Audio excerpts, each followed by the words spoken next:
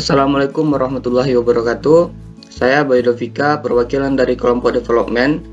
Di sini kami akan menjelaskan tentang identifikasi layanan teknologi pada toko sepatu Stars Pekanbaru bagian penjualan.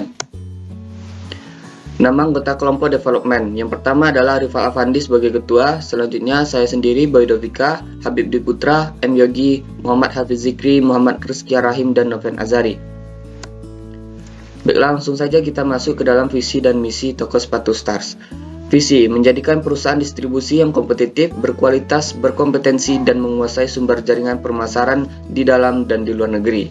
Misi, melaksanakan transaksi perdagangan lokal maupun lintas negara, memenuhi harapan seluruh stakeholder, memberikan layanan yang lengkap dan kompetitif kepada pelanggan, melakukan perdagangan umum yang menangani produk alas kaki dengan kualitas yang baik.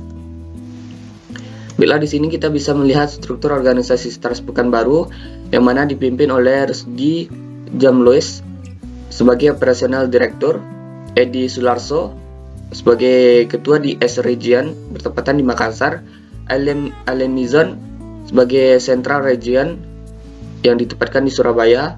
Selanjutnya adalah Santoso sebagai West Region yang bertepatan di Bukit Tinggi, di mana para West Region, Central Region, dan West Region ini membawahi beberapa toko-toko lain yang ada di regionnya masing-masing. Selanjutnya adalah jumlah pegawai dan tugas-tugasnya. Yang pertama adalah Direktur Utama, memimpin perusahaan dengan menerbitkan kebijakan-kebijakan perusahaan. Direktur Controlling dan Auditing, mengawasi dan melindungi aset perusahaan. Auditor memiliki tugas untuk melakukan pemeriksaan stok barang pada toko-toko. Direktur Operasional menetapkan target penjualan harian. ASM, Area Sales Manager, memberikan pengarahan kepada setiap supervisor toko. Supervisor mempengaruhi, mengarahkan, meyakinkan, dan menggerakkan para karyawan untuk bisa bekerja sama dengan baik. Asisten Supervisor membuat laporan harian dan laporan bulanan. Direktur HRD, Human Resource Development, merekrut pegawai baru, mengkoordinasikan perumusan sistem pengadaan, penempatan, dan pengembangan pegawai. Selanjutnya adalah Direktur Keuangan, menyusun rencana keuangan perusahaan yang akan diserahkan kepada staf accounting. Jumlah pegawai dan tugas-tugasnya. Yang pertama itu, manajer keuangan memiliki tugas untuk menyusun laporan laba rugi dan laba neraca perusahaan setiap akhir periode. Yang selanjutnya itu, kasir memiliki tugas untuk membayar setiap tagihan dari supplier dan membayar gaji karyawan. Yang selanjutnya, staf accounting memiliki tugas untuk membantu manajer keuangan menyusun laporan keuangan dan memeriksa data keuangan perusahaan setiap harinya.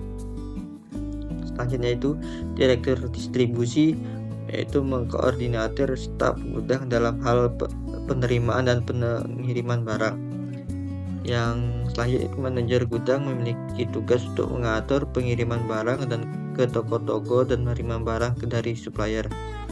Yang selanjutnya, staf gudang memiliki tugas untuk mengatur barang yang akan dikirim ke toko-toko sesuai dengan perintah manajer gudang. Yang selanjutnya, Direktur Entry Data Processing atau disingkat dengan EDP selalu mengupdate program komputer jaringan seluruh toko dan perusahaan. Staf EDP membantu daftar stok barang setiap toko. Yang selanjutnya, manajer EDP memiliki tugas untuk mengkoordinator staf EDP terkait pengadaan hardware dan software. Direktur renovasi dan perawatan toko memiliki tugas untuk menyusun pemborongan yang akan merenovasi dan toko yang mengawasi toko pada saat direnovasi. Prosedur jalannya pemasok barang sampai dijual. Satu, sistem dan prosedur pembelian pada PT Star International. Pembelian yang terjadi atau yang dilakukan oleh PT Star International adalah 100% pembelian kredit. Dalam hal ini, transaksi pembelian dalam PT Star International ini ditandai dengan diawali dari adanya permintaan dari masing-masing toko untuk meminta barang yang sudah habis kepada fungsi gudang, yang kemudian fungsi gudang mengecek persediaan barang tersebut melalui data persediaan yang ada di dalam komputer, dan jika persediaan telah mencapai batas minimum maka secara otomatis fungsi pembelian akan membuat surat permintaan pembelian barang yang akan diotorisasi kepada bagian pembelian. Kemudian dilakukan pemesanan kepada pemasok barang yang akan dipesan. Yang kedua itu dokumen yang digunakan. Yang pertama surat order pembelian, yang kedua pertelatan barang masuk, yang ketiga itu faktur, yang keempat itu tanda terima barang. Yang ketiga itu catatan akuntansi yang digunakan. Yang pertama jurnal pembelian, yang kedua kartu untung, yang ketiga itu kartu persediaan. Selanjutnya itu yang keempat itu fungsi yang terkait dalam sistem akuntansi pembelian. Yang pertama itu fungsi gudang, yang kedua itu fungsi pembelian, yang ketiga itu fungsi akuntansi, yang keempat itu fungsi penerimaan. Yang kelima itu jaringan prosedur yang membentuk sistem. Yang pertama itu prosedur permintaan pembelian, yang kedua itu prosedur permintaan penawaran harga dan pemilik pemasok, yang ketiga itu prosedur order pembelian, yang keempat itu prosedur penerimaan barang, yang kelima itu prosedur pencatatan untung. Baik, di sini saya akan menjelaskan siapa saja sih stakeholder atau produsen yang selalu mendampingi toko Stars tersebut. Jadi yang pertama itu ada King Stars, yang kedua ada Ardiles, yang ketiga ada Konai, yang keempat ada RAJ atau Raffi Ahmad Jeans, yang kelima ada Tiffany Kenanga, yang keenam ada Barnett, yang ketujuh ada Aksi, yang kedelapan ada Star Lady, yang kesembilan ada La Brand, yang 10 ada Stars, yang ke-11 ada OVA, yang ke-12 Stars.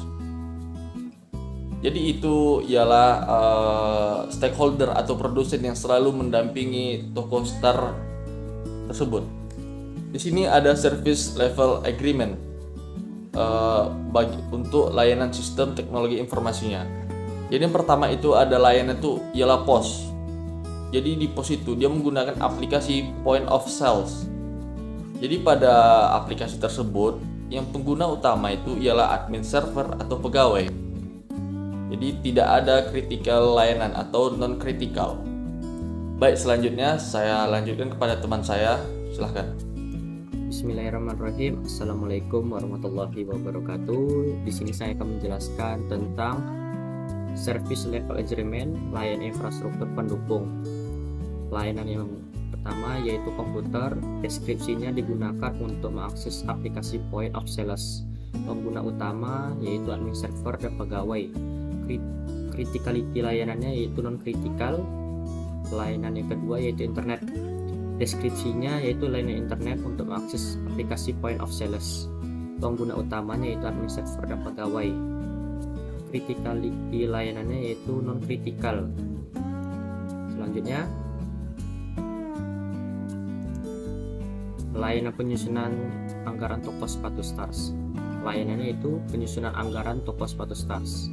Waktu kerja layanannya itu berdasarkan urgenitas. Level normalnya jam kerja dimulai dari hari Senin sampai Minggu kecuali hari raya Idul Fitri. Tokonya dari pukul jam 8 pagi sampai jam 10 malam. Level high-nya di jam kerja lembur di keadaan darurat dapat melebihi jam kerja normal. Service availability-nya yaitu dari shift pagi sampai sore, yaitu waktunya 10 jam.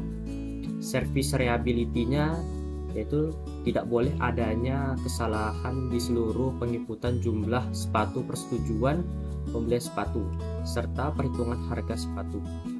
Service performance-nya yaitu tahapan penjualan toko sepatu Stars. Ini dimulai dari sepatu masuk dari gudang ke toko pusat. Selanjutnya pusat akan memberikan surat berisikan kode-kode sepatunya dan berapa pasang yang datang dari gudang pusat ke toko, dan berapa jumlah sepatu dari yang datang akan dilakukan cek terlebih dahulu sesuai surat yang diberikan oleh pusat. Jika semuanya sudah sesuai dan dapat diinputkan ke komputer, sepatu siap diletakkan serta diperjualbelikan ke dalam toko sepatu Stars dengan harga yang terjangkau. Selanjutnya layanan penyelesaian masalah. Severity levelnya itu severity 1 yaitu kritis. Deskripsinya hanya digunakan untuk gangguan atau pada situasi yang sangat kritis. Contoh, jika terdapat kendala dalam layanan maka akan dapat dilakukan rapat teknis bersama pemilik toko sepatu.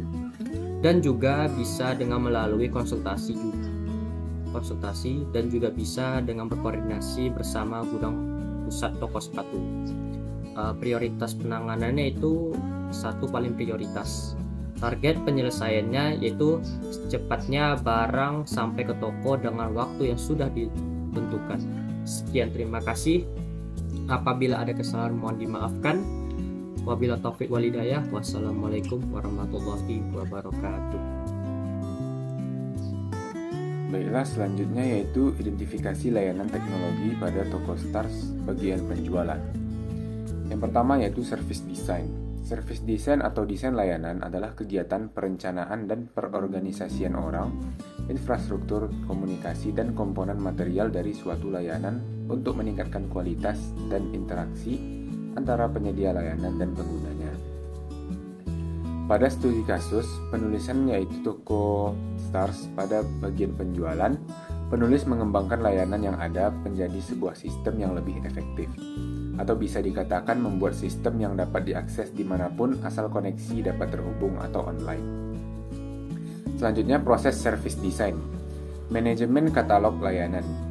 Pada studi kasus ini, penulis menyediakan informasi barang yang dijual, serta menyediakan struk pembelian sebagai alat bukti pembelian atau penerimaan dalam sebuah transaksi, umumnya dalam kegiatan belanja. Struk menjadi bukti bahwa barang-barang yang dibeli telah sah menjadi milik pembeli jika ada struk diberikan pada pembeli beserta uang kembalian hasil pembayaran. Manajemen tingkat menghasilkan semua beroperasi dan performanya diukur secara konsisten. Manajemen ketersediaan memastikan ketersediaan level service memenuhi atau melampaui kebutuhan bisnis saat ini dan yang akan datang dengan cara yang hemat biaya. IT manajemen kelangsungan pelayanan. IT manajemen kelangsungan pelayanan mendukung keseluruhan bisnis continuity manajemen dengan memastikan fasilitas teknis dan servis IT yang dibutuhkan dapat diperoleh kembali dengan keperluan jadwal bisnis yang telah disetujui. Manajemen keamanan informasi menyelaraskan keseluruhan IT dengan keamanan bisnis dan memastikan bahwa keamanan informasi secara efektif dikelola dalam servis dan aktivitas-aktivitas manajemen servis. Manajemen pemasok mengelola supplier dan servis untuk menyediakan servis IT yang berkualitas dan memastikan barang yang dijual tersedia. Pada studi kasus ini, suppliers ini dapat dimaksud dengan produsen yang bekerja sama dengan toko sepatu Stars. Requirements engineering memahami dan mendokumentasi kebutuhan bisnis dan pengguna dengan pendekatan yang teliti, serta memastikan perubahan yang dapat dilacak untuk setiap kebutuhan ataupun requirements. Selanjutnya adalah tahapan service transisi.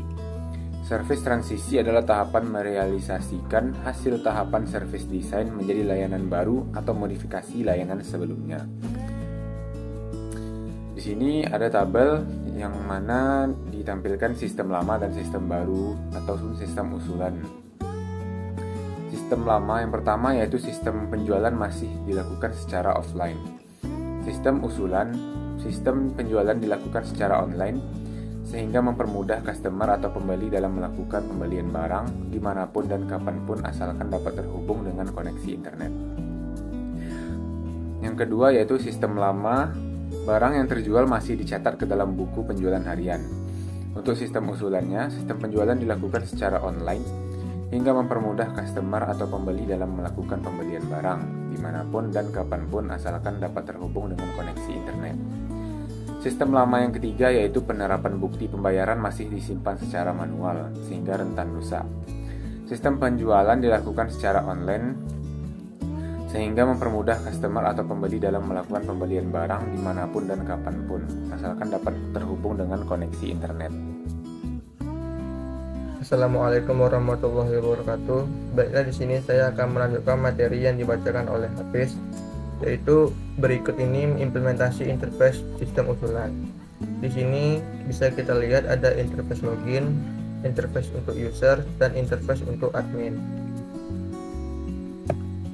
Selanjutnya ada service operation. Service operation merupakan tahap leveling yang mencakup semua kegiatan operasional harian. Pengolahan layanan TI, pelanggan, dan penyedia akan memiliki kepentingan bersama dalam memastikan bahwa pelanggan memahami nilai dari layanan yang ditawarkan dan memiliki harapan yang realistis dari mereka. Pertama ada event management. Untuk event management ini untuk memastikan layanan terus terpantau dan untuk menyaring serta mengkategorikan peristiwa dan untuk memutuskan tindakan yang tepat. Kedua ada incident management. Tujuan utama dari incident management adalah mengembalikan atau memulihkan layanan TI kepada pengguna secara secepat mungkin. Ketiga ada request fulfillment. Memenuhi layanan yang dalam hal kecil, misalnya permintaan mengubah kata sandi atau permintaan untuk informasi. Yang keempat ada access management. Access management ini memberikan hak kepada pengguna yang berwenang untuk menggunakan layanan sementara, mencegah akses ke pengguna yang tidak berwenang. Yang kelima ada problem management. Problem management ini mengolah siklus hidup semua masalah. Manajemen masalah adalah langkah-langkah yang dilakukan untuk mencegah terjadinya insiden yang meminimalkan dalam insiden yang tidak dapat dicegah. Yang keenam ada IT Operation Control. IT Operation Control ini memantau dan mengontrol layanan TI dan infrastruktur yang mendasarinya. Proses TI kontrol operasi ini menjalankan tugas rutin sehari-hari yang terkait dengan pengoperasian komponen infrastruktur dan aplikasi. Yang ketujuh adalah fasilitas manajemen. Mengelola lingkungan fisik di mana infrastruktur TI berada atau terletak. Di manajemen fasilitas ini mencakup semua aspek pengelolaan lingkungan fisik, misalnya daya pendinginan atau biasa kita sebut AC, akses gedung pengelolaan, dan pemantauan lingkungan. Yang ke-8 ada application management.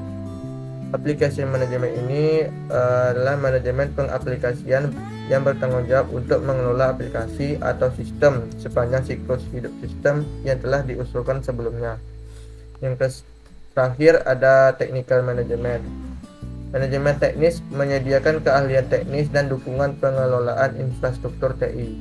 Seperti pada servis strategi sebelumnya, penulis mengusulkan ahli di bidang IT ini untuk mengelola sistem usulan agar menjadi lebih fleksibel dalam mengelola sistem nantinya.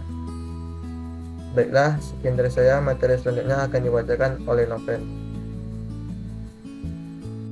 Selanjutnya, Conditional Service Improvement atau disingkat dengan CSI. Peningkatan layanan berkelanjutan adalah langkah yang dapat diambil untuk memenuhi harapan customer dengan mengoptimasi servis dengan biaya rendah. Optimasi servis membutuhkan orang yang kreatif dengan pendekatan teknologi yang dapat diterima. Tujuan dari tahap CSI, menurut tahapan siklus di ITIL, adalah untuk menyelaraskan layanan TI dengan perubahan kebutuhan bisnis dengan mengidentifikasi dan melaksanakan perbaikan layanan TI yang mendukung proses bisnis.